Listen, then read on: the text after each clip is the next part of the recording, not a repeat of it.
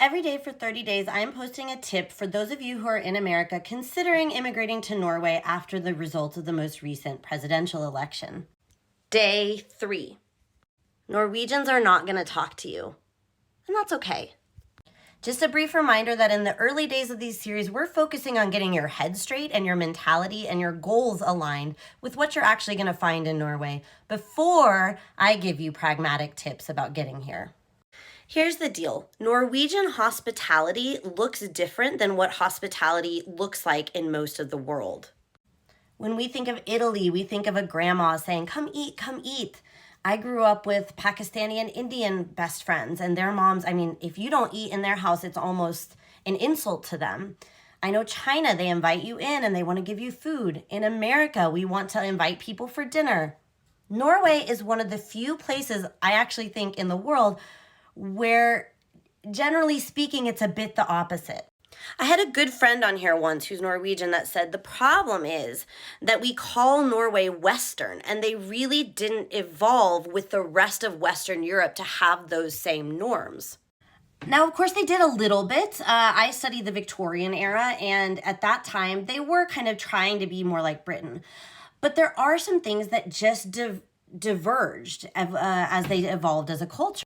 So famously, several years ago, there was a thing on Twitter that went around, a map showing what countries you were most likely to be invited in for dinner if you were around their house at dinner time. It was called Swedengate because Sweden famously didn't show up on this map. You wouldn't be invited into someone's home in Sweden. And that everybody was freaking out because they were like, Scandinavia is so rude. And a lot of my content here has been developed to help people understand that they're not rude, they're just completely different. The number one way of showing politeness, indeed hospitality and respect in Norway, is to give space. So people are often offended when people won't sit next to you on the bus if they're immigrants. But no, it's rude to sit next to someone on the bus here if there are open spots, for instance. There's two ways to understand this, and one is historical. I've seen scholars that study Scandinavian history say this comes out of the Viking honor culture. Norway was a culture where you didn't want to offer somebody dinner because that put them in your debt, and it was respectful not to do that. I extend this argument up through World War II-ish because people didn't have a lot. Norway was not a wealthy country until the 70s. So if you invited somebody for dinner, they might not be able to do that back for you and you were making them feel bad. The more modern way to understand this is that now in the modern era where Norway does have a lot of money, there's huge social safety nets. So Norwegians generally assume, you don't need me to invite you over for dinner. You're doing fine.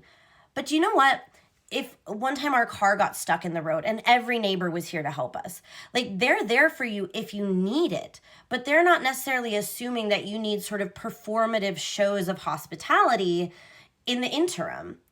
And a lot of Americans come over here and feel very isolated and left out, and they feel like Norwegians are rude.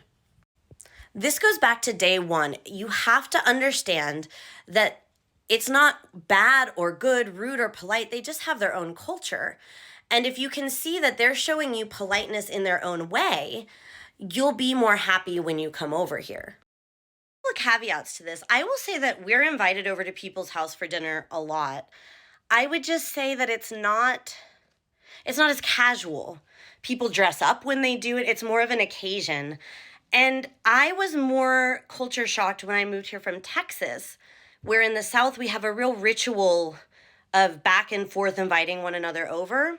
Whereas in the Pacific Northwest and I think the Midwest, there's not as much that culture. So when we moved here from Washington, we were much more prepared than when I visited once living in Texas. The other thing I'll say is if you move here with children, it is easier because there is such a radical inclusivity model here. There's this sense that nobody in the kindergarten or first grade or second grade can be left out. If you move here with children, you will make friends more easily through that route. And that's one way we were sort of taken in. And maybe that'll be my video for tomorrow, is that in many ways, Norway is built for the kids, or maybe I could say for the long-term vision. They're not really built for your everyday feeling super comfortable and happy and everything's convenient, but they are built for a society that's going to last And so they're thinking ahead to the next generation. They're thinking ahead to what's going to make people healthy and happy in the long term, like healthcare and this sort of thing. I heard somebody in one of my immigrant groups say Norway is great for functional introverts. And I don't want to generalize too much about temperaments, but I do think that's how you can kind of think of this society in terms of their norms.